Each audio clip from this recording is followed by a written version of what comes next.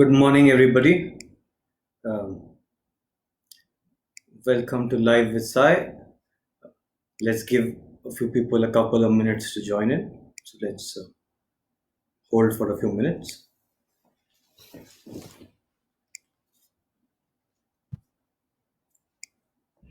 Good morning. I think everybody is joining from across the country. I can see somebody joining from Hyderabad. So I hope everybody is safe and at home. Everybody's family is safe. These are trying and tough times. So and sport has taken the bit of a hit, and obviously the health of people is more important than sports at this point. But we hope and we stand with the entire sporting community of India, be it everybody, that we come out of this with flying colors and we get back to our normal life. I think nobody has missed their normal life this much. Like for us, we're also wishing that we want to go back to office. Never thought that this would happen. I see somebody's come from West Bengal. Welcome, madam. I'll just give it another couple of minutes and then I will start. Good morning, everybody. You know, I see a few people from my community have also joined, lawyers. So I'll try to keep it. The issue is integrity in sports, but can be a bit controversial, but I will try to keep it to facts. And at the end of the session, I will invite comments. I will try to see certain comments which are coming in during the session, and if I can answer it in the middle, I will try to answer it. But I will give enough time in the end, the last 15 minutes, to everybody to put forth their questions, and I'll try to tackle and take as many of them as I can. Welcome, fellow sports people. Welcome, fellow lawyers. Welcome, sports journalists, sport administrators, sports scientists. And sorry if I'm missing out a particular category, but welcome everybody to a Tuesday morning, a very well sunny Tuesday morning from Delhi, and hopefully good weather from across the country, wherever you are. So, good morning. I am Vidushpat Singhania. I'm a lawyer. I'm a sports and gaming lawyer.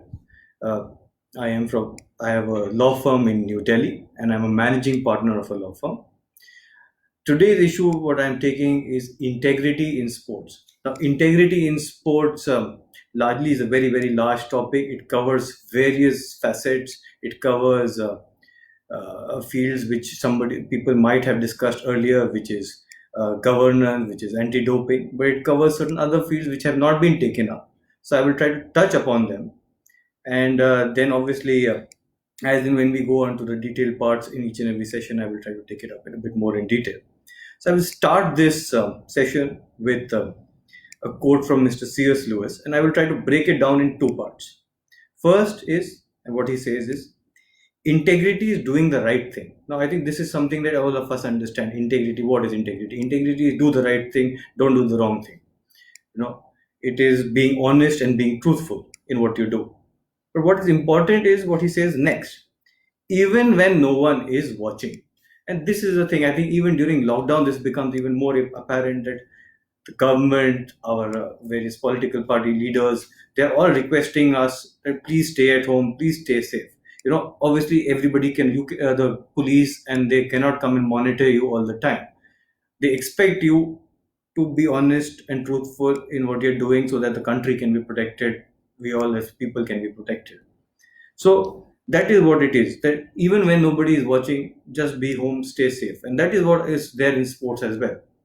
That even when nobody is watching, even when you're at your home or your room, and issues of integrity come up, please do not do anything wrong. Now, there are two school of thoughts which generally when come up on when we talk about sports, and I'll try to break it down into two words really. One is gamesmanship and one is sportsmanship. Now, these are two school of thought which are kind of established in the international scenario. What is gamesmanship? Gamesmanship is winning at all cost. Matlab, though not worrying that what are the consequences, whether somebody else will get hurt or not, whether it is within the rules. It is winning at all cost. And in this concept, athletes and coaches are expected to bend the rules to win. But this is not what sports is. Sports is defined as sportsmanship, which is a very, very different concept. And what does it say? Healthy competition. Respect your athletes and trust them, your competitors as well. Suppose you're going in a boxing ring, you expect your fellow boxer to box as per the rules, not do something which is wrong. Suppose, and just as a thought process, suppose he's on cocaine or on certain drugs. Certainly, it is going to be very, very harmful to your health. He is himself not aware of what he is doing. It's certainly going to be very, very harmful to you as well. So it is expected that he should stay clean and you should also stay clean. That's the only time where respect, trust, and a healthy competition can come in. Also, you would want that there is a fair competition. There is no untoward bias or untoward benefit that one particular person has. So these are things that we will take care when or discuss a bit more in detail when we go on to the various aspects of integrity in sports. And foremost, why we talk about sportsmanship is because as a fan, I'm not a great sports person. I'm just a lawyer. But as a fan who watches sport, we treat our sports persons as heroes. We look up to them. When they do something great, the entire nation is happy. I think Olympic Gold Quest has a very good tagline, and which is that a gram of gold lifts the nation. And there's nothing much better than that. When a sports person wins, as feel very, very proud.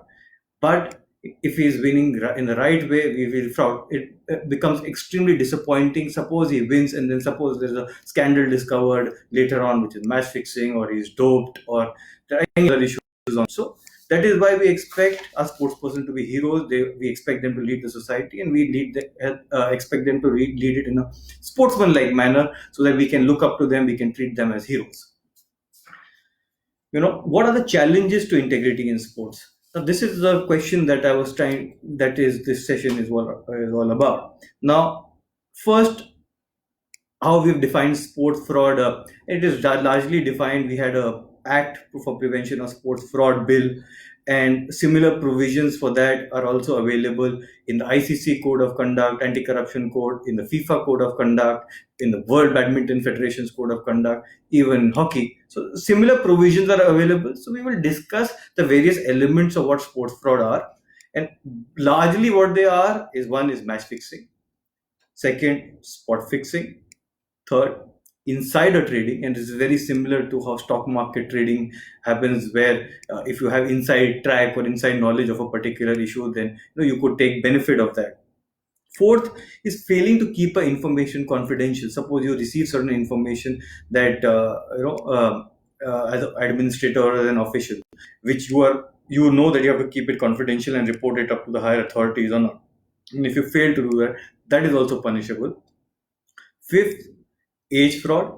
I think this is something that when I used to play at a I've not been very, very good at sport, but whatever level that I used to play at the junior level, be it under 16, be it under 19, cricket, table tennis, you expect that your fellow athlete is also of the same age category. That is, if you're playing under 16, you expect that he's under 16. If you're playing under 19, you expect that the person is also under 19.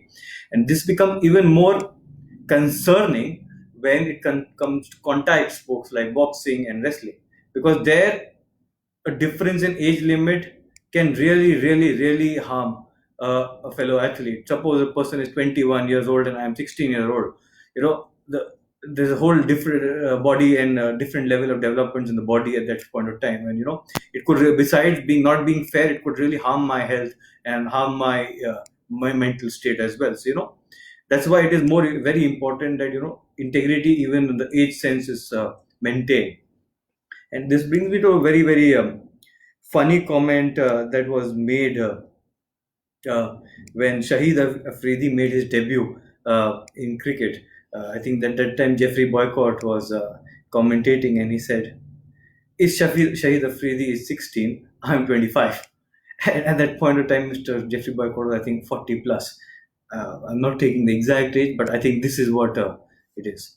Bhavani ji has said that I should talk in Hindi. मैं थोड़ा mix में बात करने की कोशिश करूंगा that people who English ज़्यादा समझ वो भी समझ पाए और जो हिंदी में ज़्यादा समझ है उनकी सहज है वो भी समझ पाए। सो अपना है एक एज फ्रॉड पे थे। फिर आता है एथिक्स और करप्शन इन स्पोर्ट। तो एथिक्स और करप्शन इन स्पोर्ट में क्या क्या इश्यूज हो सकते हैं। एक तो है कि ब्राइबरी, कि आपने कोई ऑफिशियल को पैसा खिलाया और you give some money to an official to do something, so select a particular athlete or not select a particular athlete. So that is one issue. Second is issues pertaining to election. Election के time भी bribery होती है कि आपने पैसा दिया कि आप मेरे को वोट दो, आपने किसी और को पैसा दिया कि आप उसको वोट दो, एक ग्रुप बनते हैं। तो इलेक्शन के टाइम भी issues come in pertaining to corruption. Within corruption and ethics, even conflict of interest, I think we've seen conflict of interest के बारे में बहुत बात हुई है over a period of time. So even conflict of interest is within the issue of corruption and ethics. Selection issues, I think ये ऐसा है जहाँ पे sports person, sport administrators, journalist हैं, हमने हर कभी ना कभी रिपोर्ट किया है या देखा है इश्यूज स्पोर्ट्स इलेक्शन के टाइम एंड सिलेक्शन के time. So there are also issues. Then the last issue which Mr. Dayalji has taken up, Anish Dayalji earlier at Live SI on anti-doping. So मैं उस पर ज़्यादा touch, उसमें से मैं उसके बारे में थोड़ा सा बताऊंगा, डिटेल में उन्होंने शायद बताया है। अगर मेरे पास कोई क्वेश्चन आते हैं उसके बारे में, then I will take it up in a bit more in detail. So these are the basic contours. I will repeat it again once. Sports fraud, which includes match fixing, spot fixing, insider trading, failing to keep information confidential, age fraud हुआ, उसके बाद corruption and ethics and anti doping. Now let's get on to piecemeal की हर एक issue पे चलते हैं। अब मैच फिक्सिंग, ये कॉमन पार्लेंस है, सबको समझ आता है what is match fixing. It is basically trying to change the result of a match completely. Now match fixing regularly जो अपने रेफर करते हैं on a larger level, it is on a team sport, because individual sport में उसको under performance कहते हैं। May be उससे match fix हो रहा है नहीं हो रहा है, that is a separate issue, but उसको नॉर्मली अंडर परफॉर्मेंस भी कह सकते हैं, उसको मैच फिक्सिंग भी कह सकते हैं। एंड ये अपना इंडिया में हमारे लाइमलाइट में आया था जब ये क्रिकेट में हुआ था इन 2000 में, व्हेन हैंसी क्रोनिये का इंसिडेंट हुआ था, when it came to light कि he was approached by a bookie from India and वो इंफॉर्मेशन सप्लाई कर रहे थे पिच कंडीशंस की एंड सब की बुकी को, एंड देन उनको पैसा भी मिला था for the purposes of, and ये एलिगेशंस ही थे कि उनको पैसा भी मिला था for the purposes of throwing away a particular test match. इस पे काफी कंट्रोवर्सी हुई थी, इन्वेस्टिगेशन हुई थी, साउथ अफ्रीका में किंग्स कमीशन बैठी थी, हैंसी क्रोनिये पे बैन लगाया गया था, कुछ और क्रिकेटर्स पे भी बैन लगाए गए थे, एंड अनफॉर्चुनेटली हैंसी क्रोनिये लेजेंड थे, मैं यंग फैन बहुत उनको मानता था, एंड थोड़ा डेंट आता है, and that is what it is, there's a dent in the fans mind ki what have I been following, did I follow the right match, was the match played in the right spirit, was it integrity in sport maintained, and that is what we are talking about. So that is what happened in the Hansi Cronje incident. And why we talk about integrity is because we believe that the sports is authentic meaning कि सारे sports people are competing at to the best of their ability, to the truest of their ability. कोई script नहीं लिखी हुई है, कोई real ये drama नहीं चल रहा है, यहाँ पे सब से रूल्स डिफाइंड है एंड फेयर कंपटीशन चल रहा है, and that is what the crux of sports is, it is unscripted, it is fair competition, it is not a drama that happens on television, it is not scripted. Spot fixing, इसमें पूरा match नहीं fix होता है, only certain element of a match या element of a game या sport fix होता है, या केस में। एंड ये लार्जली जो ये स्पॉट फिक्सिंग का इशू आया है, ये पहले कभी नहीं था, ये इसलिए आया है क्योंकि वर्ल्ड ओवर लीगलाइज बेटिंग है, and normally match fixing team sport में करने के लिए आपको 3, 4, 5 प्लेयर की एटलीस्ट मदद की जरूरत होती है, बट स्पॉट फिक्सिंग एक इंडिविजुअल प्लेयर भी कर सकता है। नाउ क्रिकेट में क्या होता है, सपोज आप नो बॉल फेंक रहे हो ना, बॉलर को उसमें किसी और की जरूरत नहीं है, आपको नो बॉल फेंकने के लिए आप ही को सिर्फ बताया जाएगा कि आपको नो बॉल फेंकनी है, एंड आपको कहीं अप्रोच किया होगा, आपको पैसे दिए जा रहे होंगे, आपने डिसाइड किया कि मैं 4th बॉल एक ओवर की नो बॉल फेंकूंगा, तो वो एक स्पॉट फिक्सिंग होता है।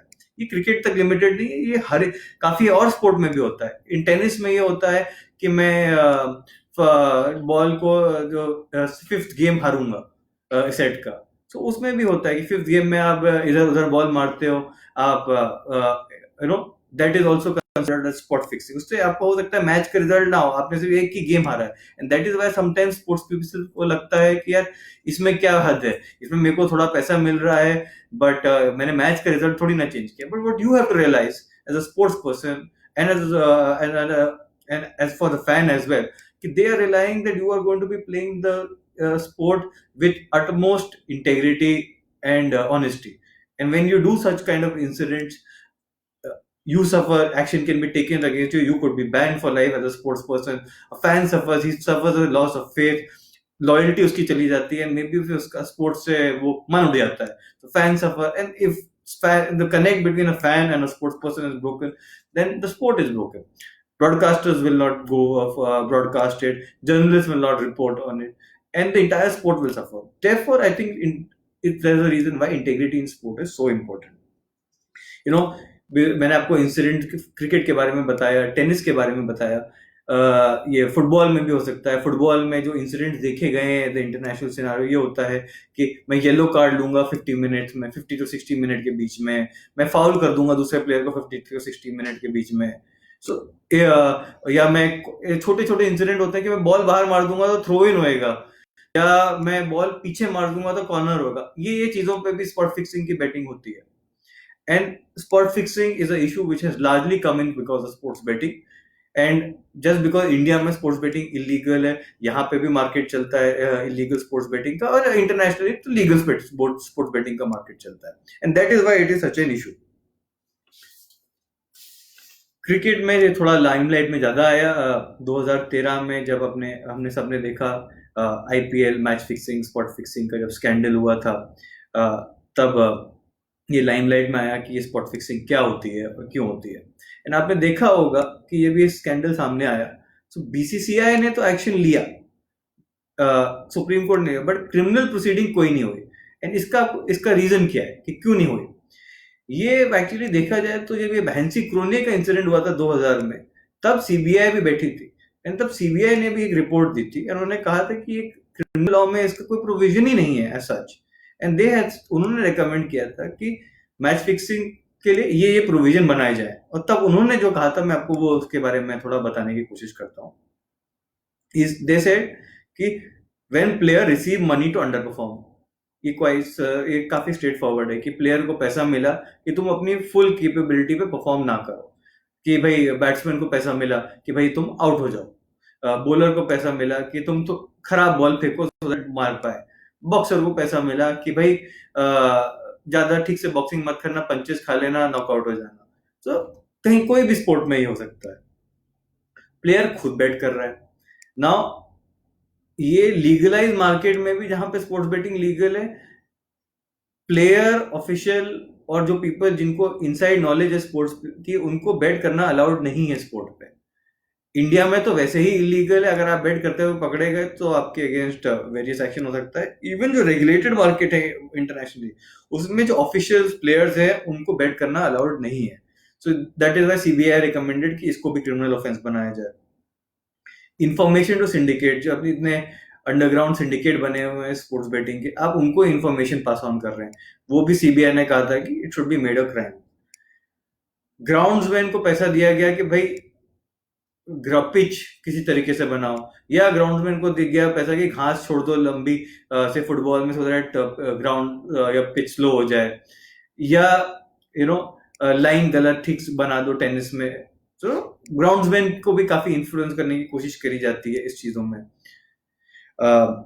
देन एक्स प्लेयर्स भी अप्रोच करते थे या करंट प्लेयर्स को कि भाई ऐसा कर दो, ऐसा नहीं करो, तो वो भी बोला गया कि भाई क्रिमिनल ऑफेंस बनाया जाए। So this is largely what CBI had recommended in 2001 in their report, कि these are things that should be made an offense for sporting fraud. I think sporting fraud is a large term, can encompass everything, but the CBI that time was talking about more of fixing and match fixing in a smaller term.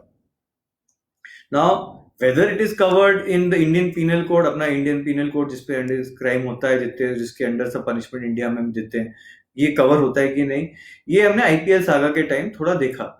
इसमें 415 जो Indian penal code का है वो use किया गया था।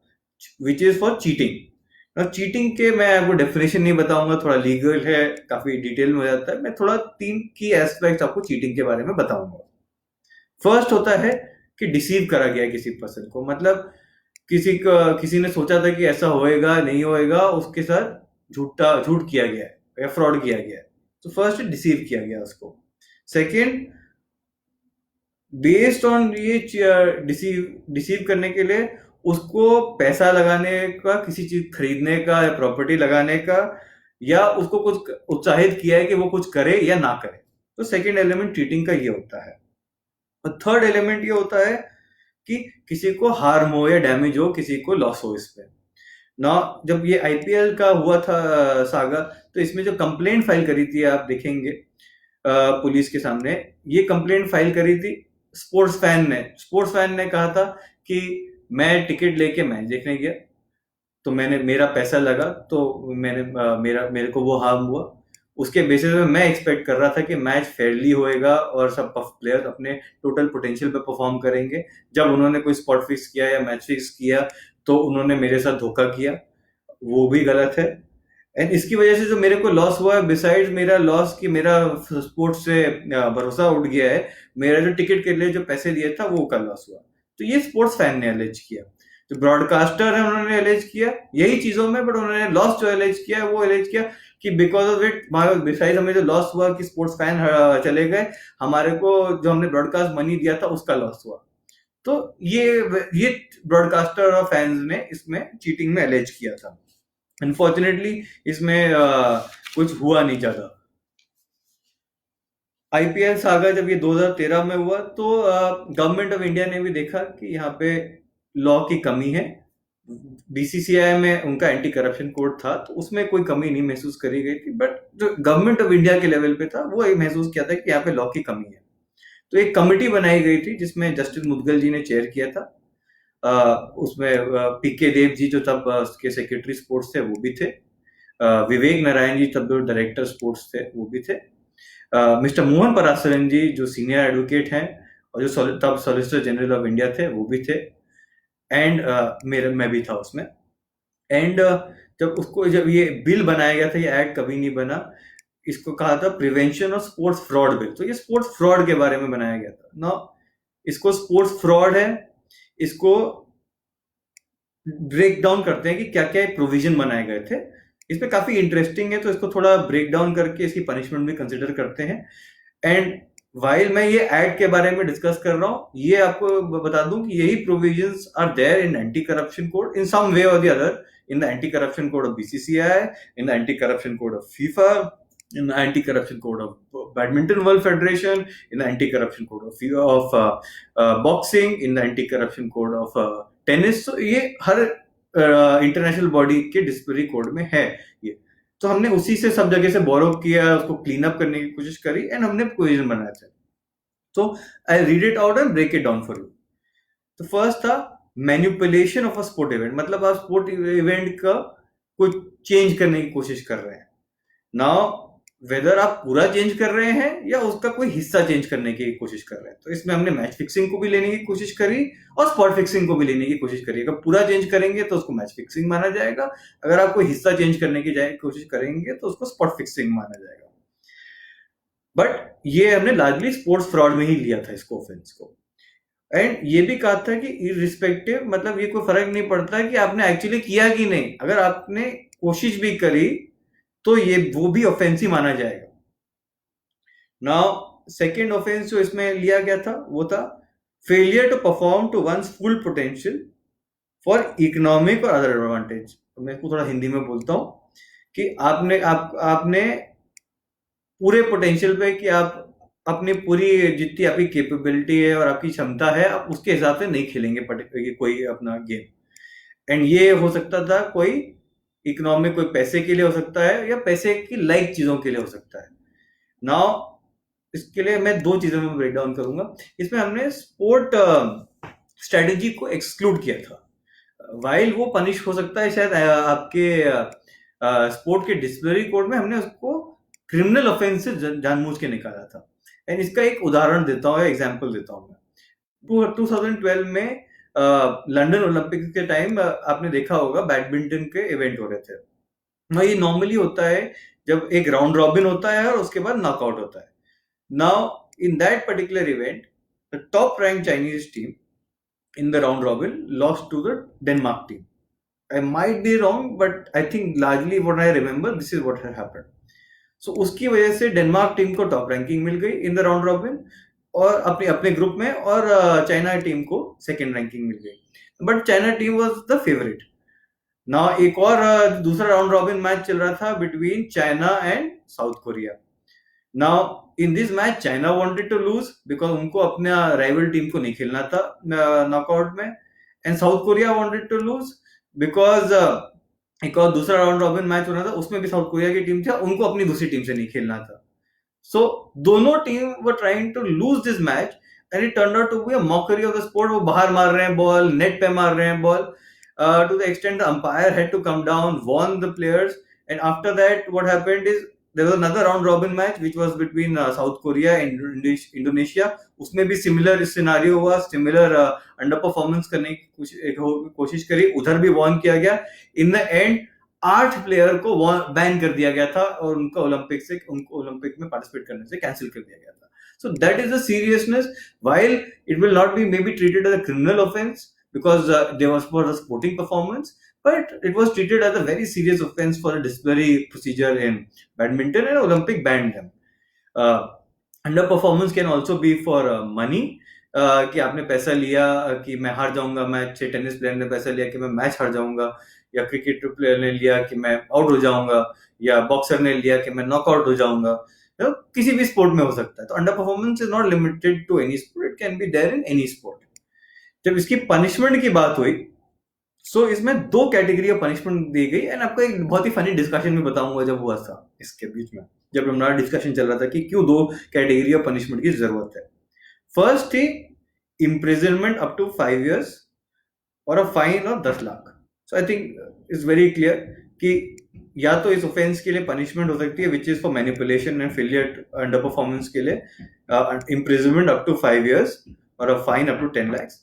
But ये भी नोटिस किया गया कि सिर्फ ये एडवांटेज कोई बेटिंग या गैम्बलिंग के लिए लिया गया है, तो इसमें एडवांटेज बहुत ज्यादा हो सकता था कि किसी ने लिया है तो उसको 5 करोड़ या 10 करोड़ का फायदा हुआ, तो उसको 10 लाख का fine is not right.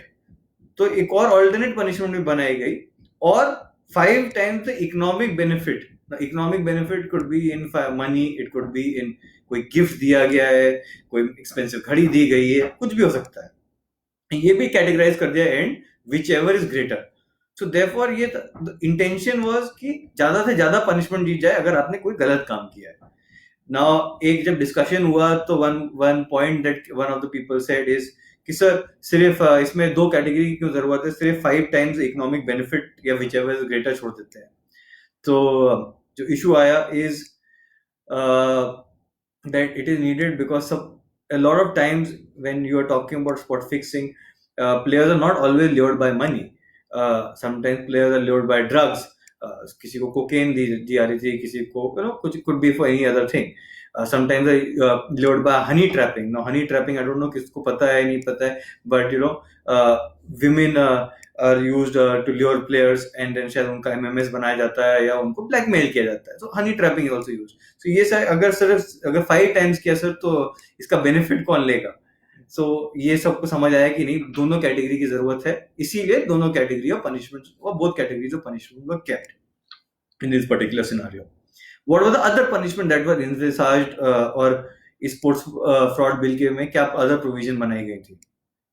Now, disclosure of insider information. Now, as we said कि आप प्लेयर है, उसने पिच देख ली है, अभी तक ये इन्फॉर्मेशन पब्लिक को लीक आउट नहीं करी है कि पिच की क्या कंडीशन है। So therefore आपको पहले देख लिया आपने पिच कंडीशन और आपने कोई बुकी को बता दिया कि पिच पे बहुत घास है, तो पेस बॉलर को मिलेगा शायद स्कोर लो रहा है। So bookie may bet, so large bets can be placed on that particular incident, and that is where it is a release of insider information. अब आप देखते हैं कि हाफ एन आवर पहले तक पिच को कवर करके रखते हैं, इन क्रिकेट की बात कर रहा हूँ, and then only then when the commentators come in तब वो इन्फॉर्मेशन सबको मिल जाती है। उसके पहले they try to keep information confidential. It is not restrict to cricket, it can be in any sport. Say in boxing it could be कि किसी प्लेयर को कोई इंजरी कैरी कर रहा है, वो आपने इंफॉर्मेशन कॉन्फिडेंशियल रखी है, बिकॉज मोस्ट लाइकली कोई इंजरी कैरी कर रहा है तो वो शायद मोस्ट चांसेस उसके हारने के ज्यादा बढ़ जाते हैं। तो वो इन्फॉर्मेशन अगर किसी और ने किसी बुकी को पास ऑन कर दी कि भैया ये इंजरी कैरी कर रहा है तो इस पे इसके हारने पे बेट लगा लो, so then that could be an advantage to a certain person. So even disclosure of insider information was punishable. Omission to inform ना, ये आईपीएल सागा में हुआ था जब कोई क्रिकेटर थे जिनको बुकी ने या फिक्सर्स ने अप्रोच किया था, उन्होंने जब रिपोर्ट नहीं किया बीसीसीआई को, ये माना कि लोअर कैटेगरी ऑफ पनिशमेंट है, it is not as serious as actually fixing yourself या मैनिपुलेटिंग योरसेल्फ। इसको लोअर कैटेगरी ऑफ पनिशमेंट माना, बट इसको भी पनिशमेंट माना गया। तो इसके लिए भी पनिशमेंट से प्रपोज की गई। इन बीसीसीआई ने भी कुछ प्लेयर्स को बैन किया था जब उन्होंने फेल किया था रिपोर्ट करने में। इनफैक्ट कुछ दिनों पहले हमारी मीडिया में भी आया था कि ये कोविड टाइम में जब सब लोग घर पे बैठे हैं, bookies and punters are using this to approach using the social media to approach players and to उनके साथ दोस्ती बढ़ाने की कोशिश कर रहे हैं। तो ये आप जब प्लेयर्स एंड एडमिनिस्ट्रेटर्स को भी एक सलाह है कि थोड़ा केयरफुल रहिए जब आप सोशल मीडिया पे भी इंटरेक्ट कर रहे हैं कि आप किन से इंटरेक्ट कर रहे हैं और क्या चीज के बारे में इंटरेक्ट कर रहे हैं। मे भी हो सकता है ये कोई फिक्सर हो जो आपसे दोस्ती बढ़ाने की कोशिश कर रहा हो और आगे इन्फॉर्मेशन निकालने की कोशिश करे, तो थोड़ा केयरफुल रहिए। ऐसा नहीं बोल रहा कि बंद कर दीजिए वो कि भाई बिल्कुल सोशल मीडिया में इंटरेक्ट मत करिए, पर थोड़ा केयरफुल रहिए और देखें आपको कि कोई अनटवर्ड क्वेश्चन पूछ रहा है तो उससे मत बात करिए, क्योंकि इसमें आपको सीरियस कॉन्सिक्वेंसेस आप ही को फेस करने पड़ेंगे। देन लास्ट वाज कि नॉट ओनली आपने किया है बट आपने कोशिश भी करी है करने की, या आपने किसी और को उत्साहित करने की कोशिश कर रहे हैं, आप अबेट करने की कोशिश कर रहे हैं कि वो इस क्राइम को कमिट करे, तो इसको भी पनिशमेंट के लिए दौरे में डाला गया था। एंड उसके लिए थोड़ी कम पनिशमेंट प्रपोज करी गई थी under the sports fraud bill के बारे में आपको बता सकता हूँ। And even then as I said कि similar provisions are there in the various anti corruption provisions in cricket, in football, in badminton, in boxing, in tennis, in hockey. Similar provisions are there and different punishments are there. सब अलग अलग code में अलग अलग punishment propose करी गई है। इन the sports fraud bill में जो पनिशमेंट प्रपोज करी गई थी वो थी इम्प्रिजनमेंट अप टू 3 years और अ फाइन विच में बी अप टू 5 lakhs। सो ये वन कैटेगरी थी, एज वी सेड कि ऊपर में भी 2 कैटेगरी दी गई थी, तो ये फर्स्ट कैटेगरी थी और 3 times the benefit which ever is greater. तो ये इसमें यहाँ पे 2 कैटेगरी हमने यहाँ पे भी डिफाइन करी थी। नाउ क्रिमिनल पनिशमेंट के बारे में एज आई सेड कि इंडिया में there is a law which is not there, but ऐसे नहीं है कि ये इंटरनेशनली नहीं है, इंटरनेशनल स्टेज में लॉ नहीं है ना। ये पाकिस्तान स्पॉट फिक्सिंग जब स्कैंडल हुआ था, ये क्रिकेटर्स जब इन्वॉल्व थे, वो थे सलमान बट, मोहम्मद आसिफ, मोहम्मद आमिर और ये बुकी इन्वॉल्व थे मजहर मजीद जी। ये जब इशू आया था, जब सामने ये हुआ था इंग्लैंड के टेस्ट मैच में, ये इंसिडेंट हुआ था जब ये प्लेयर कोई स्पेसिफिक टाइम एक ओवर में नो बॉल फेंक रहे थे। सो ये स्पॉट फिक्सिंग का इंसिडेंट था। इसके बेसिस पे जो ये बुकी थे ये लोग बेट प्लेस कर रहे थे इस इवेंट पे। तो ये इन्वेस्टिगेशन हुई, पता लग गया, इन लोग के प्लेयर्स के एविडेंस कलेक्ट किए गए, क्रॉस एग्जामिनेशन हुआ, कोर्ट में हुआ एक्चुअली। इधर इंग्लैंड में एक्चुअली पनिशमेंट थी, क्रिमिनल लॉ था, वहां पे 2-3 एक्ट थे, मैं आपको इनके बारे में बताता हूँ।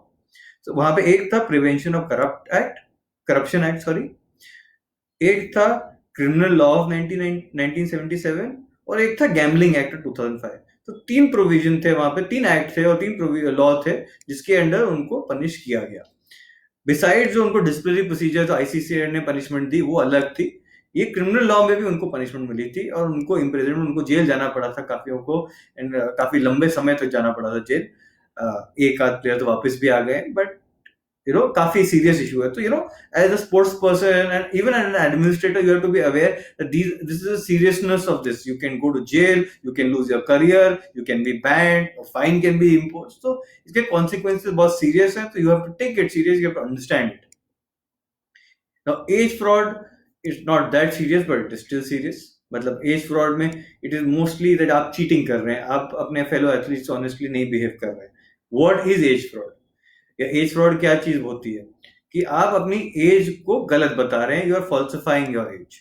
Now how do you falsify your age? You create a false documentation.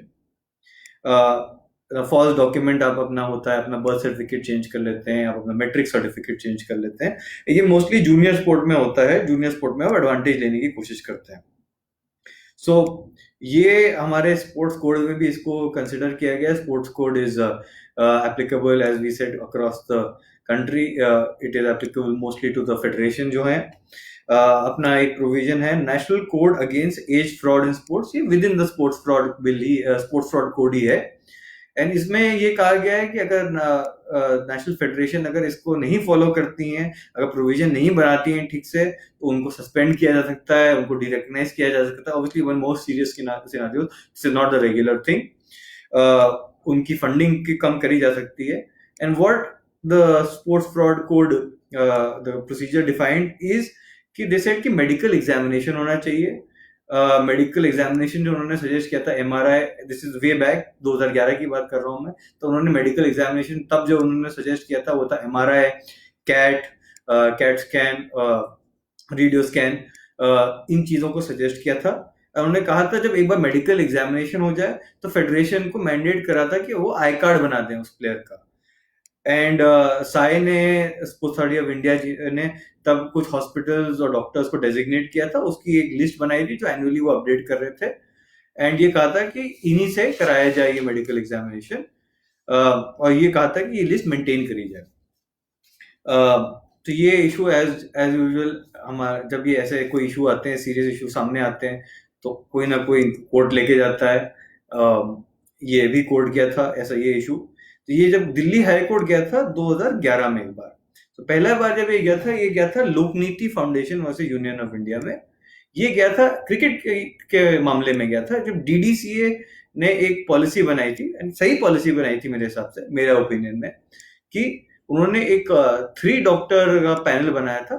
उन्होंने अपोलो हॉस्पिटल लिया था कि अपोलो हॉस्पिटल से 3 डॉक्टर का पैनल बनाया था, जो सिर्फ डॉक्यूमेंट जो आपके पास थे, जो बर्थ सर्टिफिकेट थे या मैट्रिक सर्टिफिकेट था, जो भी और एज प्रूफ डॉक्यूमेंट था, उस पर रिलाई नहीं कर रहा था 100%। वो देख रहे थे, उसको मान रहे थे, बट वो एक मेडिकल एग्जामिनेशन भी कंसिडर कर रहे थे। एंड जो हाई कोर्ट में ये मैटर गया, तो हाई कोर्ट ने ये बोला कि एज वेरिफिकेशन जो है ये हमारे स्पोर्ट्स कोड में भी मैंडेटेड है। एंड अगर ये examination as per the sports code radiological examination पे या एमआरआई स्कैन पे या सीटी स्कैन के बेसिस पे हो रहा है, देन ये सही है। और एक बार जब ये डिटर्मिन हो जाए तो फेडरेशन या एसोसिएशन को कहा गया कि आप इनका आई कार्ड बनाइए, बार बार मत कराइए, और फिर इसी को उसके मेंटेन करिए थ्रू आउट द करियर। सो इसको अपहोल्ड किया गया कि गलत नहीं है, ये सही चीज है। फिर ये मैटर वापस गया हाई कोर्ट में 2012 में, डिफरेंट मैटर गया। ये 2012 में गया तो ये था Rajendra Kumar versus Union of India. ये था आईसीसी अंडर 19 टूर्नामेंट जब हो रहा था 2012 में ऑस्ट्रेलिया में, उसके रिगार्डिंग था। तब ये एक और सिस्टम और एडवांस सिस्टम आ गया था, TW3 स्कैन, जो हम कॉमनली बोलते हैं, उसका एक्चुअल नाम है टैनर व्हाइट हाउस 3 स्कैन। ये गया जब ये जो पेटिशनर थे इस मैटर में, इन्होंने बोला कि देखिए स्पोर्ट्स कोड कहता है कि एमआरआई, सीटी स्कैन या रेडियो स्कैन कराइए, बट इन्होंने जो वेरिफिकेशन किया है वो TW3 स्कैन से किया है, तो ये गलत है। देयरफॉर इसको डिसमिस कर देना चाहिए, और इनको ये जो ये एज वेरिफिकेशन हो ये गलत है। हाई कोर्ट ने इस पिटीशन को डिसमिस कर दिया, बोला कि नहीं, TW3 स्कैन सही है and we will rely on it. एक और मैटर बाद में गया, ये थोड़ा इंटरेस्टिंग है, क्योंकि इसमें पहले हाई कोर्ट ने एक चीज कही और फिर वो अपील में जब गया तो उसको, उस मैटर को डिसमिस किया गया। तो ये है यश शेरावत वर्सेस बीसीसीआई केस। इसमें जो यश शेरावत जी है, उन्होंने ये कहा कि TW3 स्कैन एक्यूरेट नहीं है, इसमें प्लस माइनस 6 मंथ्स का गैप हो सकता है। एंड देयरफॉर उन्होंने कहा कि जो हमारे गवर्नमेंट डॉक्यूमेंटेशन है सिर्फ उन्हीं पर रिलाई किया जाए, बिकॉज TW3 स्कैन या जो ये बाकी मेडिकल एग्जामिनेशन है ये 100% एक्यूरेट नहीं है। तो हाई कोर्ट ने इसको मान लिया, बोला कि प्राइमेसी, मतलब ऐसा नहीं है कि TW3 स्कैन गलत है, बट प्राइमरी या पहले ही प्रेफरेंस दी जाए जो अपने गवर्नमेंट डॉक्यूमेंटेशन है, और अगर उसमें कोई डाउट है तब आप TW3 स्कैन करा सकते हैं, और अगर प्लस माइनस 6 मंथ्स का गैप से ज्यादा नहीं है तो आपको मानना पड़ेगा। ये अपील किया गया वापस। तो हाई कोर्ट में ये होता है नॉर्मली कि पहली बार आप आते हैं रिट पिटीशन में तो आपको जाते हैं एक सिंगल जज के पास, बट अगर आपको ऑर्डर से आप सेटिस्फाइड नहीं है तो आप उसको अपील कर सकते हैं। जब अपील करते हैं तो हाई कोर्ट में जाता है डिवीजन बेंच, जिसमें डिवीजन बेंच का मतलब होता है उसमें 2 जज बैठते हैं, वो थोड़ा सी उसका अपील वहां पे जाती है। तो ये भी अपील में गया, तो ये गया बीसीसीआई वर्सेस शेरावत, केस का नाम ये था। इसमें हाईकोर्ट ने कहा कि TW3 scan is based on scientific evidence, ये कोई ऐसे ही नहीं इम्पोज किया गया है, इसमें प्रॉपर साइंटिफिक एविडेंस है, एंड देयरफॉर ये सही है। And BCCI, yeah, in this case, had a right to verify the age of a player, even though documents were available, government documents are available. They said, BCCI was within the full right to verify it. So ये hold किया गया। तो now इसके बाद ये Bombay high court में भी ये मैटर को किसी और मैटर में रेज किया गया था, और बॉम्बे हाई कोर्ट ने भी दिल्ली हाई कोर्ट की जजमेंट को अपहोल्ड किया और कहा कि नहीं, TW3 scan is correct. So that is why we have a system of checking age fraud by these scans of medical examination, and obviously if you have done you have fudged your age, आपने as गलत बताई है, आपने document गड़बड़ किया है, तो आपको पनिशमेंट दी जा सकती है under the regulation. The last category is ethics and corruption in sports. Now मैं इसमें थोड़ा फीफा का लेने की कोशिश करूंगा। पहला तो है conflict of interest. I think इसके बारे में काफी चर्चा हुई है, कि व्हाट इज कॉन्फ्लिक्ट। इसके बारे में ये है कि आसान शब्दों में बताया जाए कि एक पर्सन के पास 2 काइंड पोजीशंस हैं, एंड हो सकता है कि एक पोजीशन जो ऑक्यूपाई कर रहा हो उसकी वजह से वो दूसरी पोजीशन में से उसको डिसीजन लेने हो, वो शायद उसमें इन्फ्लुएंस हो जाए अपनी पुरानी पोजीशन के पीछे। इसको सिंपल कॉन्फ्लिक्ट ऑफ इंटरेस्ट बनाया गया। इसमें बहुत डिटेल है कि क्या कॉन्फ्लिक्ट माना जाए, क्या नहीं है, क्या कॉन्फ्लिक्ट है जो डिक्लेयर करके ओके है, क्या कॉन्फ्लिक्ट है जो इंट्रैक्टेबल जो बोला गया है, जो आप इज नॉट ओके एंड आपको you have to give up one of the positions. तो ये लार्जर कैटेगरी है। एंड एक उदाहरण देने के लिए, आप एक कोच हैं या आप अकेडमी एक कोच हैं एक अकेडमी में, एंड आप उसी एकेडमी के जब प्लेयर जो सिलेक्शन के लिए जाते हैं, उसी सिलेक्शन कमेटी में बैठे हैं।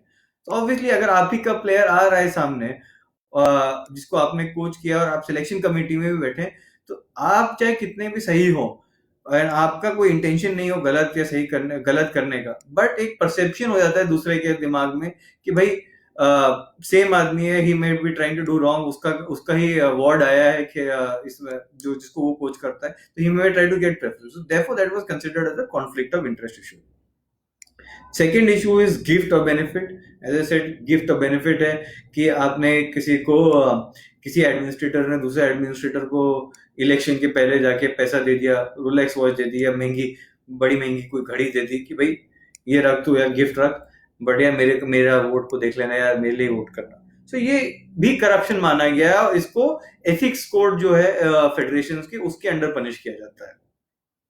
बट हर एक गिफ्ट क्या गलत है, ये भी करेक्ट नहीं है। सर्टेन गिफ्ट वर सेड कि भाई दीज आर रेगुलर, अगर आप कस्टमरी होते हैं, आप कहीं जाते हैं, से आप कहीं भी कोई इवेंट के लिए जाते हैं, कॉन्फ्रेंस के लिए जाते हैं, अगर आपको सिर्फ एक छोटी सी पेन दी जा रही है, मतलब कोई महंगी पेन नहीं है, सस्ती सी पेन है, आपको वो दी जा रही है, 50-100 रुपए की पेन दी जा रही है, दैट इज ओके, मतलब it was considered, it is customary. आपको पैड दिया जा रहा है, जिस पैड पे से ब्रांडिंग है, जैसे कॉमनवेल्थ गेम्स तो उसकी ब्रांडिंग है, दैट वाज कंसीडर्ड कि दिस इज ओके। ये वर्ल्ड एथलेटिक्स में this was also considered, and it was said कि इलेक्शन टाइम एक लिमिट डाली गई थी 75 यूरोस की, कि 75 यूरोस के नीचे ही गिफ्ट को होना पड़ेगा। ऐसा नहीं कि 75 यूरोस के नीचे गिफ्ट है, it was okay, but it was considered कि 75 यूरोस के नीचे जो गिफ्ट होगा, which will be largely considered okay. But this is only at World Athletics stage, जब इलेक्शन हो रहा था उनका, तब वो कंसीडर किया था। हर एक फेडरेशन के अलग रूल्स एंड रेगुलेशन होते हैं। आई वुड रिकमेंड कि आप उनको रीड करें, both as administrator, and sports में भी होता है कि आपको गिफ्ट किया जा रहा है, तो it is a possibility in sports as well. Commission भी काफी स्ट्रेट फॉरवर्ड है कि आपको कोई एडमिनिस्ट्रेटर है, कोई से आपका मैन्युफैक्चरर आया, बोला कि भाई मेरे गुड या मेरा अपने प्रोडक्ट को यूज करो अपने में, या तुम लोग मेरी फेडरेशन मेरा ये प्रोक्योर करे, और मैं आपको 5% 10% कमीशन दूंगा। This was also considered as wrong and against the ethics of sports. Defamatory statement ना, इसमें बहुत इश्यूज उठते हैं, कितनी बार फेडरेशन बैन करती हैं। ये माना जाता है कि issues pertaining to federation should be handled within a federation first. आप इसको लाइए सामने, एजीएम के सामने लेके आइए, या आपकी जो भी एग्जीक्यूटिव कमेटी वहां सामने लेके आइए। एंड अगर वहां रिजॉल्व नहीं, वहां पे रिजॉल्व करने की कोशिश करी rather than going in the media and making statements, especially statement which you don't have evidence about, अगर आप वैसे स्टेटमेंट देंगे then action can be taken against you both in law for defamation as well as under a disciplinary code of a federation. So that is also considered wrong. Hatred incite कर रहे हैं, I think which is very clear, कि आप you no किसी को discrimination करने की कोशिश कर रहे हैं या वायलेंस इंसाइट कर रहे हैं।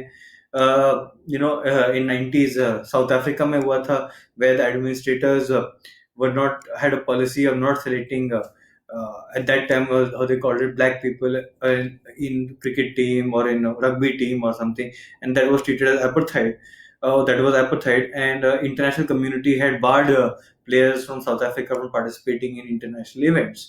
So that is also treated as wrong, and administrators को भी एक्शन लिया गया था, इंटायर टीम्स को पनिश कर दिया गया था कि उनको नहीं खेला जाएगा। And last is like sports person को allowed नहीं है betting and gambling करना. Similarly, administrators and all people who are involved in sport administration and who have inside knowledge, they're also not allowed to do betting and gambling in sports. India में वैसे ही illegal है, but internationally also जहाँ पे legal है, even administrators are not allowed to do betting and gambling in sports, especially pertaining to their own sport. क्या क्या punishment की जाती हैं इसमें? एक ब्रॉड कैटेगरी ऑफ पनिशमेंट जो है वो है वार्निंग, विच इज जस्ट कि आपको वार्न किया गया, कंप्लायंस ट्रेनिंग कि आपको ट्रेनिंग दी गई, fine which is very straight forward, return आपका मेडल ले लिया गया, बैन कर दिया गया आपको, बैन वेरियस कैटेगरीज के होते हैं, आपको ड्रेसिंग रूम से बैन किया गया, आपको फील्ड में या स्टेडियम में आने से बैन किया गया, या आपको फुटबॉल या स्पोर्ट्स रिलेटेड एक्टिविटी से बैन कर दिया गया। सो ये मेरा लार्जली यही इश्यूज थे जो आई थॉट मैं आपको लेके जाऊंगा। एंटी डोपिंग के बारे में मिस्टर दयाल जी ने आपको ऑलरेडी बताया है इसके बारे में काफी डिटेल में। एंटी डोपिंग इज बेसिकली कोई आपने प्रोहिबिटेड सब्सटेंस लिया है, या प्रोसीजर भी हो सकता है कि ब्लड डोपिंग जो होता है, माना जाता है कि आप ऑक्सीजन आपने इंजेक्ट किया जब आपका हाई ऑक्सीजन लेवल था उसको टू इनहांस या परफॉर्मेंस, तो वो भी माना गया है डोपिंग में।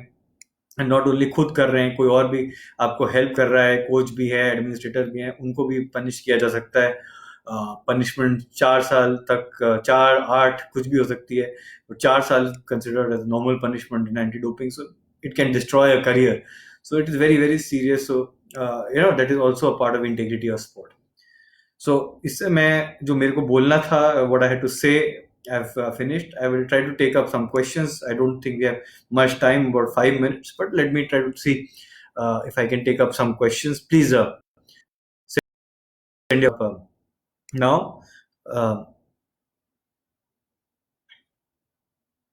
So एक क्वेश्चन आया है कि जिम्नास्टिक्स में अगर प्राइवेट जिम्नास्टिक्स चल रही है, सेंटर कर रहा है without qualified coaches, so here maybe it is not a integrity in sport issue, but it could be a issue pertaining to आप पे लाइबिलिटी आ सकती है ऑन अ लार्जर लेवल, कि कोई इंजरी हो गई कि आपने ड्यूटी ऑफ केयर नहीं ली, इसको इंडिया में टॉर्ट लॉ कहते हैं।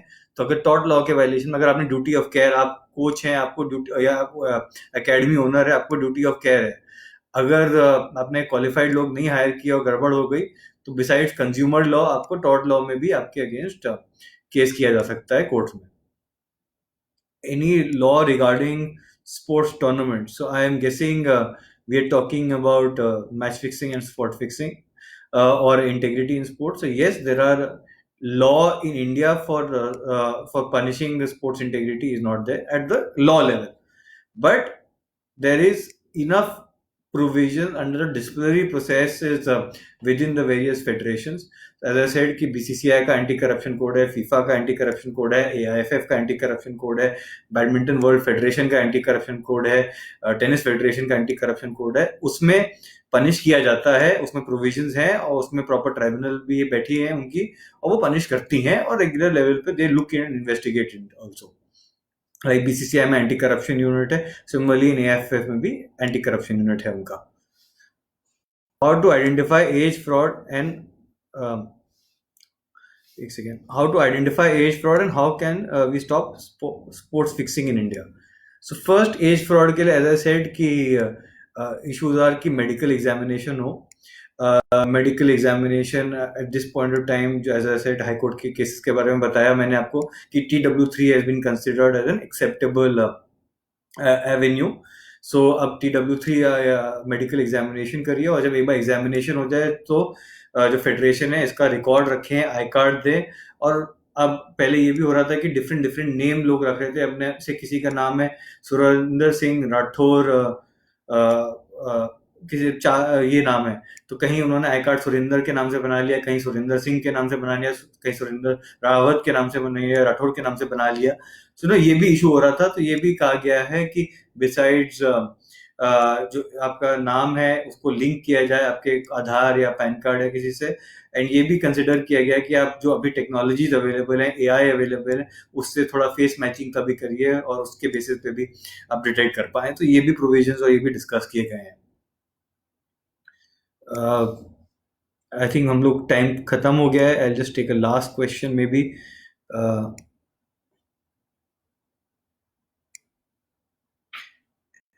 किसी ने ये मेरे को पूछा है कि एज अ कॉमन मैन आप गवर्नमेंट अथॉरिटी को पूछ सकते हैं कि वो अपना इनकम कहाँ से आ रही है, फंड कहाँ से आ रही है, वो कैसे खर्चा कर रहे हैं, वो पूछ लें. तो ये तो एक्चुअली अवेलेबल है. All government authorities are subject to audit, mostly the Controller and Auditor General of India, and they publish the records. So अगर आपको कोई इशू है तो I am sure the records are published. Maybe you can ask and find out, and the records will be there. So the financial records will be there. I'm sure you will be able to procure it in some manner or the other. I think we are finished with our time. मेरे को 11:45 बोला गया था, 11:47 हो गया. So thank you so much for attending, and it is tough time. So please घर पे रहिए, safe रहिए, and I wish you all the best for you and your family. Please be healthy and safe. Thank you so much.